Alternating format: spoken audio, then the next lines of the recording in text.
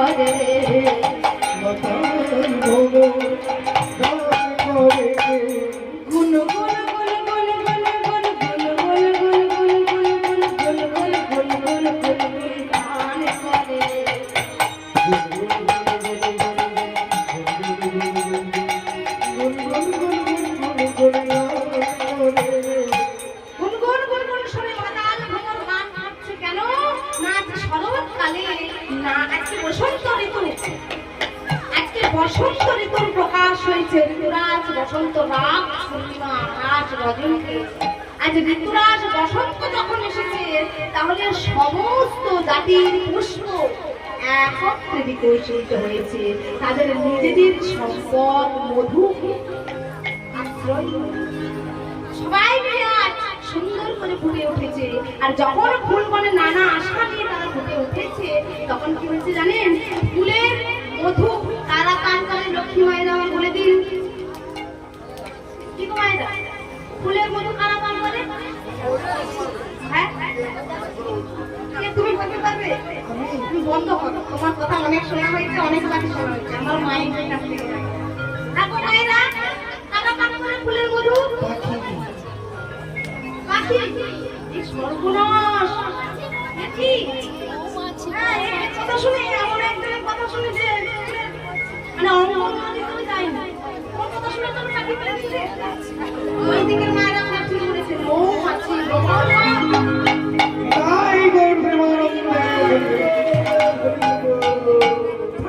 আজ আনন্দ উৎফুল্লিত হয়েছে। কেন?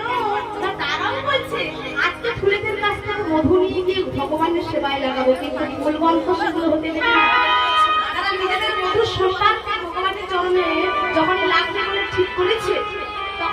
ওই ভ্রমণ আসছে ফুলেদের কাছে মধুটা নেবে বলে। আর যখনই নেবে বলে আসছে সকল ফুলবন একত্রিত হয়ে বলছে না না ছুঁয়ো না, না না ছুঁয়ো না, ছুঁয়ো না, না না ছুঁয়ো না, ছুঁয়ো না, ছুঁয়ো না হে, ছুঁয়ো না, ছুঁয়ো না, ছুঁয়ো না, ছুঁয়ো না, ছুঁয়ো না হে, ছুঁয়ো না, ছুঁয়ো না, ছুঁয়ো না হে, আমরা তোমার লাগি ফুটি না হে, ছুঁয়ো না, ছুঁয়ো না, ছুঁয়ো না হে, আমরা তোমার লাগি ফুটি নাই হে, ফুটে উঠেছি, আমরা তোমার সেবায় ফুটি নাই হে, ছুঁয়ো না, ছুঁয়ো না, শোনো, আমরা তোমার সেবাতে লাগবো বলে আজ আমরা ফুটে উঠি নাই, আজ আমরা সবাই মিলে গোবিন্দ সেবায় লাগবো। কিন্তু গোবিন্দ আমার কি করছে? রাতি ওই ছোনো ভাতি শ্যামমানা মদন রে,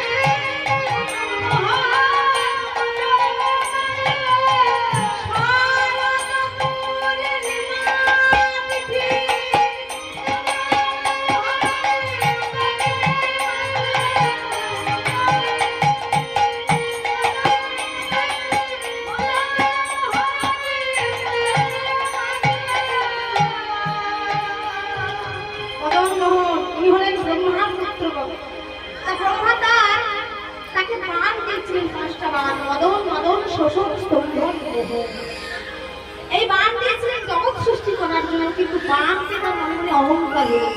দেখো আমার কাছে রয়েছে মদন বান, যে বান যদি কারোর উপর প্রয়োগ করা হয় সে মদনই মেতে যাবে।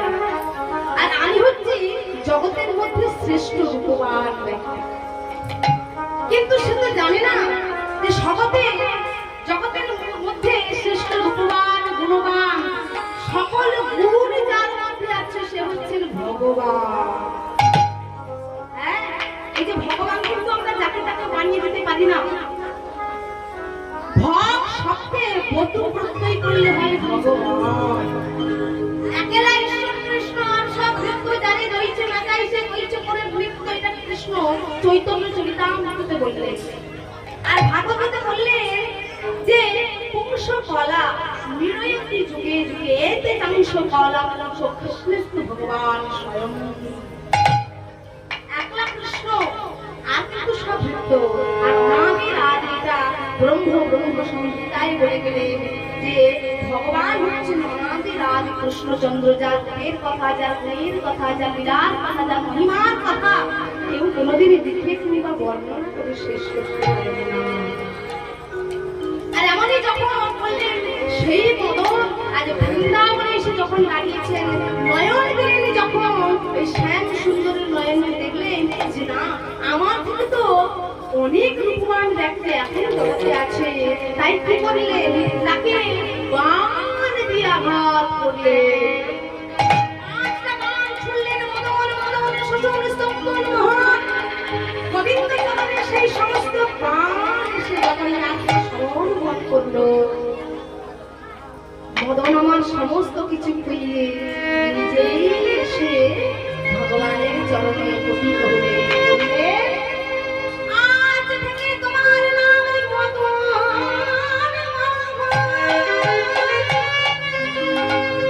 গোবিন্দ আমি সর্বত্র বিচরণ করব, কিন্তু যতদিন রাধা কৃষ্ণ লীলা করবে সেই লীলা চলা শেষ যতদিন না হচ্ছে ততদিন এই বৃন্দাবনে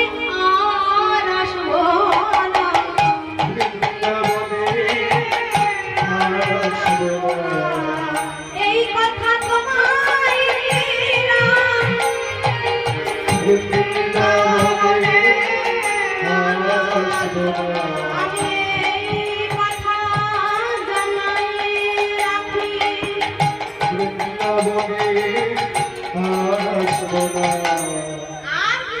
আসবো না। আর কথা দিয়ে গেলেন মদনের দর্পকে চূর্ণ করে ভগবান হলেন মদন মোহন। আর এদিকে ভগবান সেই পঞ্চম রন্ধ্রের দান তার মুরলিতে দিলেন সর্বমন্দ পাতাল আলোড়িত হয়ে 3 প্রকারের গোপী ছুটতে ছুটতে গোবিন্দ চরণে এসেছিলেন। শুনত গোপী প্রেমহী রূপে মনোহর মনোহর আপনা সঙ্গিনী তাহি চলত যাহি বলত মুরলি কল কল। 3 প্রকারের গোপী বাবা ছুটতে ছুটতে আসছেন। বিপিনে মিলন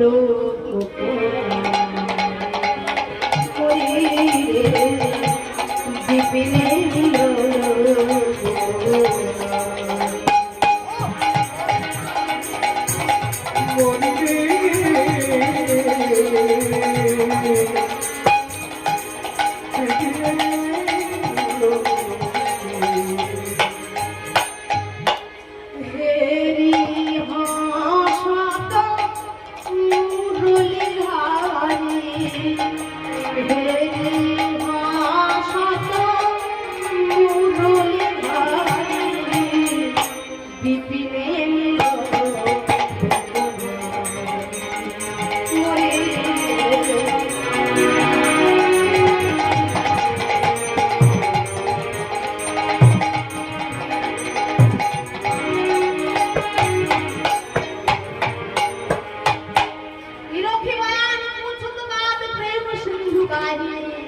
সকল কবি ছুটতে ছুটতে গোবিন্দ চরণে আসছে।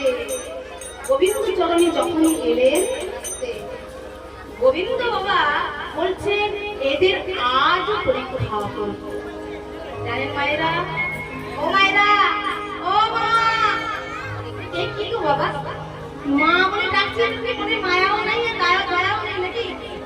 মা বলে ডাকছে, আপনারা যুবক না দর্শন করে যাচ্ছেন, বাড়িতে ঝগড়া লাগবে নাকি? হ্যাঁ, খিদা লেগেছে? আচ্ছা ঠিক আছে, খেতে যখন খিদা লেগেছে আপনারা প্রসাদ সেবা করে আবার এসে বসে বিরাট সেবা জোয়ার দর্শন করে যাবেন। আর বাড়িতে যদি ঝগড়া শান্তি হয় আমাকে কিন্তু দোষ দেবেন কেন? আগে থেকে আমি আপনার করে যাচ্ছি।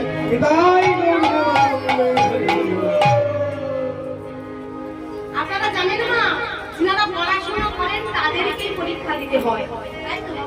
আর যে পড়াশোনা করে না তাদের পরীক্ষার কোনো বালাই। ভগবান বললেন আজকে এদেরকে আমি শেষ পরীক্ষা করব। এরা সত্য সত্যই আমাকে আত্মসমর্পণ সর্বস্ব কিছু দিয়েছে কিনা।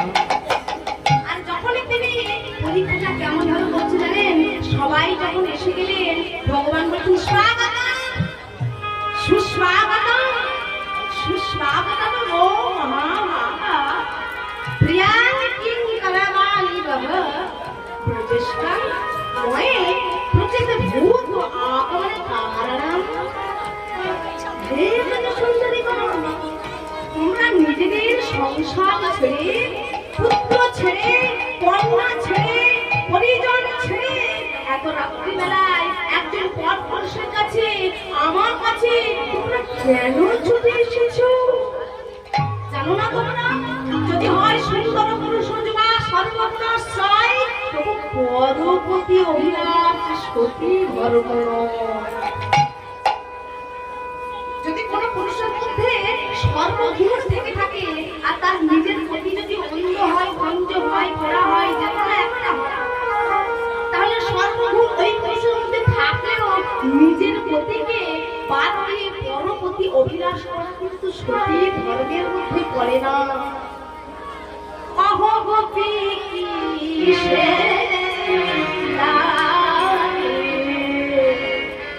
এই গহন বনে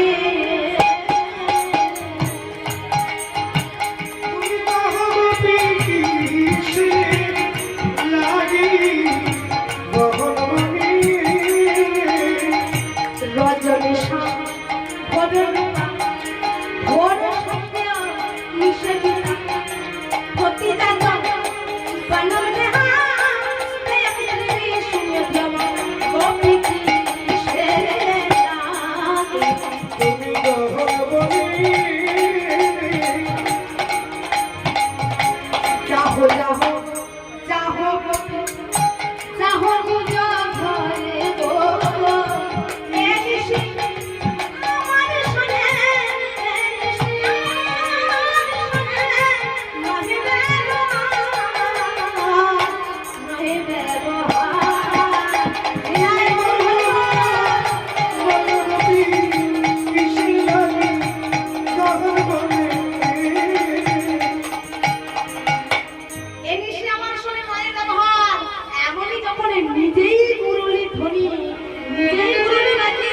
সমস্ত গোপীদের নিজেরাই এনেছে এমন ভাবে বংশের ধ্বনিতে পঞ্চরন্ধ্রে প্রাণ দিলেন কোন গোপী ওই নিজের ঘরে নিজের সন্তানকে দুগ্ধ দিয়েছিলেন দুগ্ধপান করিয়েছিলেন সে বাবা সেই অবস্থায় শিশুকে মাটিতে ফেলে রেখে ছুটতে ছুটতে আসছে গোবিন্দের কাছে কেউ এক নয়নে কাজল নিয়েছিলেন আর এক নয়নে নেওয়া হলো না সেই অবস্থায় চলেছে গোবিন্দের কাছে কেউ একটা চরণে রূপণ করেছে আর একটা চরণে পড়া হলো না সেই অবস্থায় আসছে কেউ গাভী দহন করেছিলেন আর করা হলো না চলে এলেন গোবিন্দের কাছে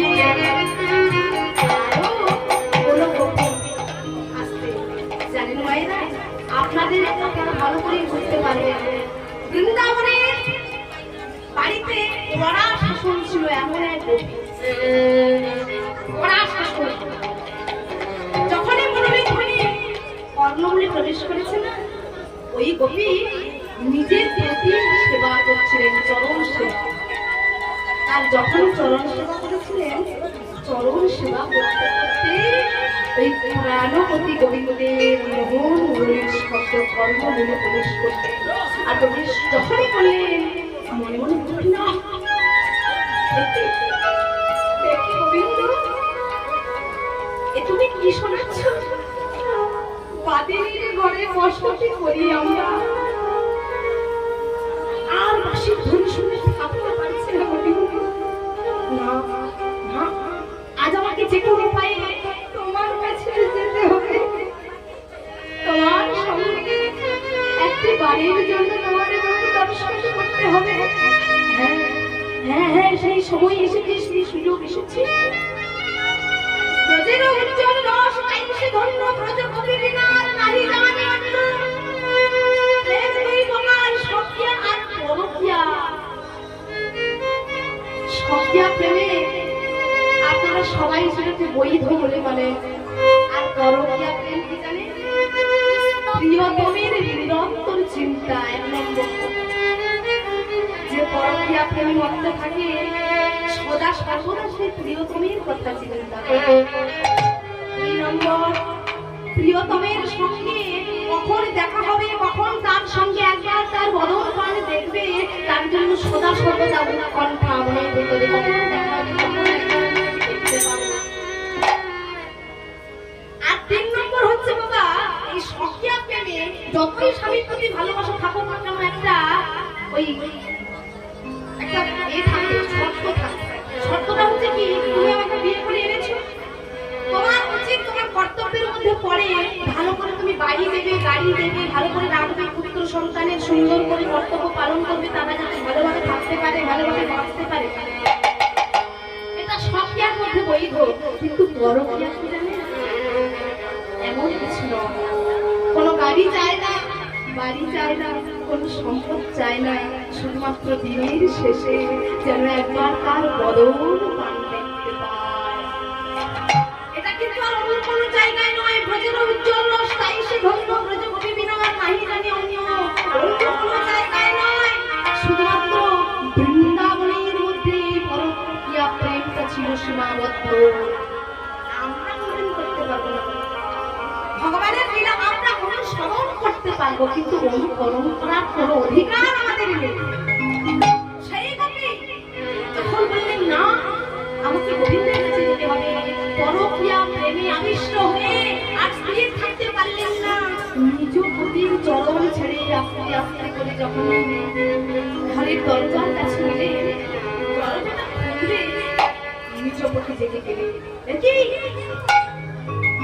এত রাত্রিবেলায় আমি শয়নে আছি তুমি কোথায় চলেছো স্বামী আমি পতির কাছে যাচ্ছি। পতি? কে তোমার পতি? এই তোমার পতি, আমি তো শুয়ে আছি। ও স্বামী, আমি যে পতির কথা বলছি সে শুধু আমার পতি নয়, সে তোমারও পতি, সে আমারও পতি, সে হচ্ছে জগৎপতি শ্রী গোবিন্দ।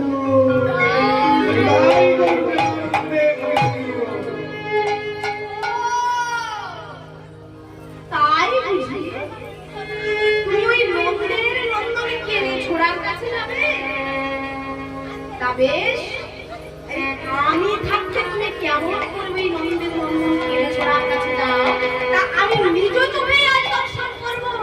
প্রধানিত হয়ে সেই কবির কেশ আকর্ষণ করে নিয়ে এসে যখন এই ভূপতিত করে দিলেন, ওই স্বামী, ওই ছোট্ট ব্রজ গোপী ছোট্ট মন ভিতরে মনটা তার কেঁদে উঠল।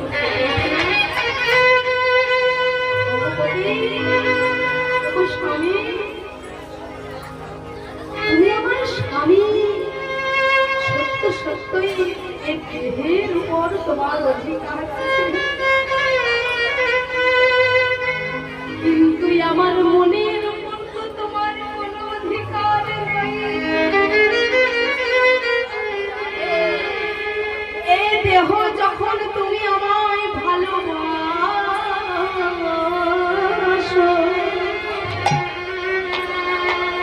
এই দেহ তুমি ভালোবাসো, তাই এই দেহের প্রতি তোমার অধিকার আছে, কিন্তু আমার মন, আমার প্রাণ, এই প্রাণের উপর তো তোমার কোনো অধিকার নেই।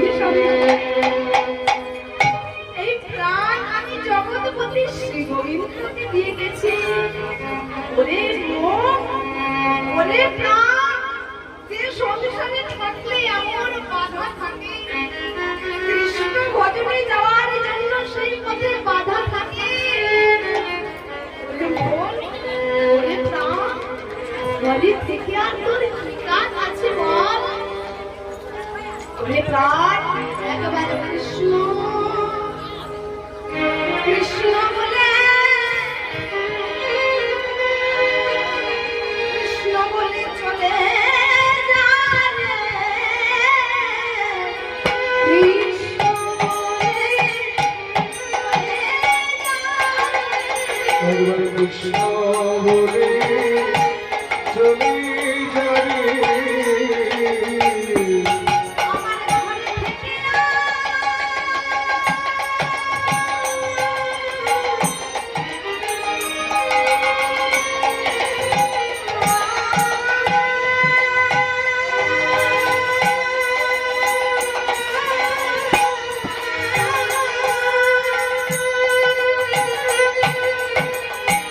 ঘরে থেকে না,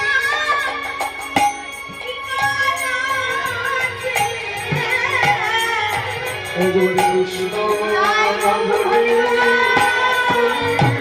যাবে। জগতে এসেছিস কৃষ্ণ সেবা করার জন্য, কৃষ্ণ ভজবার জন্য। যে সংসারে থাকতে এত বাধা আছে, জ্বালা, এত যন্ত্রণা সহ্য করতে হয়। আমি তো মনে মনে প্রাণপতিকেই ভালোবেসেছি। না, আজ আমাকে যদি এই দেহে যেতে নাও হয়, এই দেহে যাব না, কিন্তু আমার প্রাণপতির দর্শন আমরা করবই করব। কিভাবে করব? এমন ভাবে ভগবানকে আকুল আবহানে আকুল ক্রন্দনে ডাকলেন না। ভগবান বললেন, যে আমারে চাই তাকে আমি চাই, যে আমারে না চাই আমি তাকে না চাই। যে করে আমার আশ, তারপরে আমি সর্বনাশ। ও যদি না ছাড়ে আমার পাশ, তাকে আমি আর ওই দাসের দাস, আমি তার কেনা দাস হয়ে যাই। যে ভক্ত আমায় সর্বস্ব কিছু নিবেদন করে, মা গোবিন্দ তোমার হলাম বলে দুটো বাহু তুলে বোঝায়।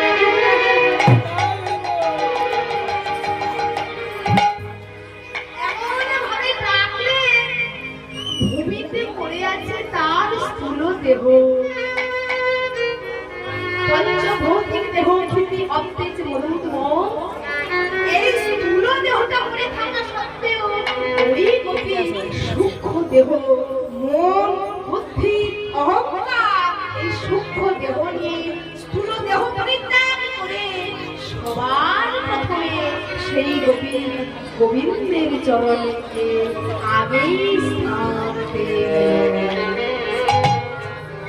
এবার জন্য সাধন সিদ্ধা গোপীরা সিনারা ভগবানকে সাধনা করে পেয়েছিলেন। ওই ত্রেতা যুগে রাম অবতারে ভগবান কৃপা করেছিলেন, বলেছিলেন দাপরে আমি তোমাদের মনোবাসনা পূর্ণ করবো। সাধন সিদ্ধা গোপী হলেন তারা যারা 60,000 বাল্যলক্ষ্মী ঋষিগণ মুনিগণ অঙ্কুষ্ট পরিমাণে দেহ নিয়ে ভগবানকে সাধনা করেছিলেন, তারাই তারপরে এলেন সাধন সিদ্ধা গোপী রূপে। আর যখনই বাবা বংশের ধনীদের তো ভগবান মেনে নিয়েছেন, কেমন ভাবে জানেন? যেরকম কোনো একটা মহিলা কেশ আকর্ষণ করে নিয়ে সে চরণে ফেলা, ঠিক সেইভাবে ফেলেছেন। আর গোবিন্দ যখন কটাক্ষ পালন করছেন তখন ব্রজ রমণীগণ আর স্থির থাকতে পারছেন না, চিৎকার করে বলে উঠলেন, হে ধরিত্রী মাতা, হে পৃথিবী মাতা, শোনো, যেমন ভাবে তুমি নিজের বক্ষ ছিঁড়ে হৃদয় মাঝে সীতা দেবীকে আশ্রয় দিয়েছিলে, তেমনি এই গোবিন্দের কটাক্ষ সহ্য করতে পারছি না, তেমনি আমাদেরকেও তুমি অমন করে বক্ষ ছিঁড়ে হৃদয় মাঝে স্থান দাও। ওই শুনো বচন কহল জব কান, ব্রজ রমণী গণ সজল নয়ন, টুটল সব মনোরথ করি, অবনত কাননে লক্ষ্মী ভজনী। নিজেদের পায়ের বৃদ্ধা অঙ্গুলিকে মৃত্তিকাটা খনন করছে। এই যে মায়েরা আমরা জানি যখন সংসার থেকে বকা খাই, যখন খুব কষ্ট পাই, অনেক মা আছে এই যে নিজেদের পায়ের বৃদ্ধ আঙ্গুল দিয়ে এই আস্তে আস্তে করে এইভাবে করে মাটিটা খনন। আর ব্রজগোপিনীগণ সেইটাই করছে। আর যখনই এমন করছে ব্রজগোপিনীরা, কেউ কাঁদছে, কেউ এমন পড়া পড়া কথা বলছে গোবিন্দের দিকে, আর গোবিন্দ বলছে না, এরা আজ সমস্ত কিছু নিবেদন করেছে আমার চরণে, তাই এদেরকে আর কষ্ট দেওয়া উচিত নয়, আর দুঃখ দেওয়া উচিত নয়। ও ব্রজ সুন্দরীগণ, তোমরা আর দুঃখ পেও না গো, তোমরা আর পেও না, আমি তোমাদের মনের আশা পূর্ণ করবো। আজকেই আমি তোমাদের নিয়ে রাসলীলা শুরু করবো। রাসলীলা সাজানো হচ্ছে, সুন্দর করে রাসস্থলে সাজানো হচ্ছে, যেমন ভাবে কাঞ্চন মণি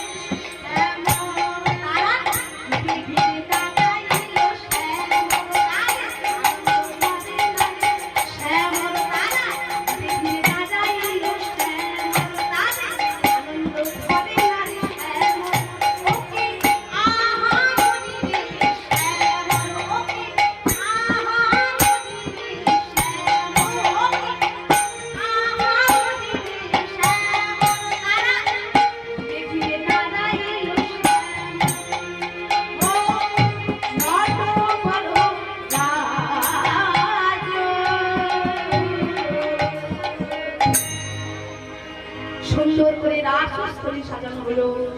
ব্রজ গোপিনীগণদের সঙ্গে নিয়ে শ্যামসুন্দর মদনমোহন আমার এমনই দাঁড়িয়েছে যেন স্থির বিজুলি সহিতে চঞ্চল মেঘের মিলন, অন্ধকার রাত্রির সঙ্গে পূর্ণিমার চাঁদের মিলন।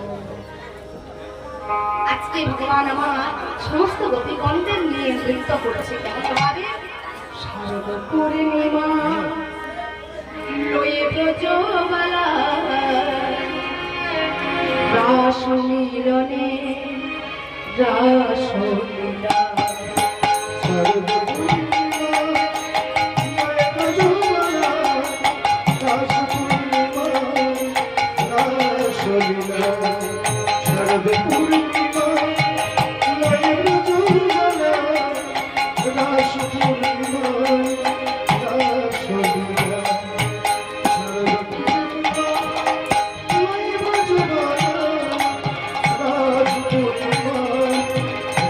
রাসলীলা। অঙ্গনা অঙ্গনা মন্থনা মাধব,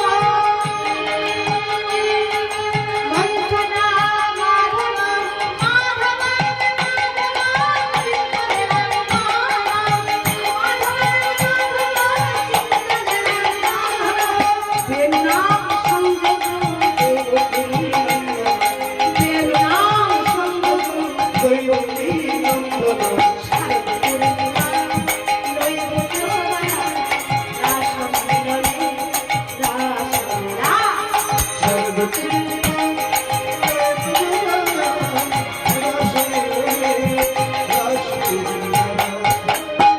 সকাল কবিনী কালকে নিয়ে শ্যাম সুন্দর আমার যখন নৃত্য করছে, রাধারানী নৃত্য করছে, তখন কি হলো জানো? মৃত গোপিনীটা বললেন, শ্যাম সুন্দর, আমরা যখন সবাই মিলে নৃত্য করছি না, তালে বলে সব পাকিয়ে যাচ্ছে। এতজনের মধ্যে কে ভালো নৃত্য করছে আর কে খারাপ নৃত্য করছে তা কিন্তু আমরা কেউই বুঝতে পারছি না। তা আমরা যদি আলাদা আলাদা ভাবে পর অনুযায়ী, শর্ত অনুযায়ী নৃত্য করি, তাহলে মনে হয় অনেক সুন্দর হয়। এবার কথা শুনে শ্যাম সুন্দর বলছে, এতক্ষণ ছিলাম বেশ ভালোই ছিলাম, আমার ভগবান তো চতুরের শিরোমণি, চাতুরতা মনে করে মানে এমন ভাবে সমস্ত ভক্তকে তিনি পরীক্ষা করেন, এমন ভাবে পরীক্ষা করতে করতে করতে করতে শেষ মুহূর্তে নিয়ে আসেন, তা কিন্তু কেউই জানে না। এমন তিনি চতুরতা করেন বাবা, যেদিন ওই কুরুক্ষেত্রের যুদ্ধটা শেষ হয়ে গেল, কুরুক্ষেত্রের যে যুদ্ধটা শেষ হয়ে গেল, যুধিষ্ঠির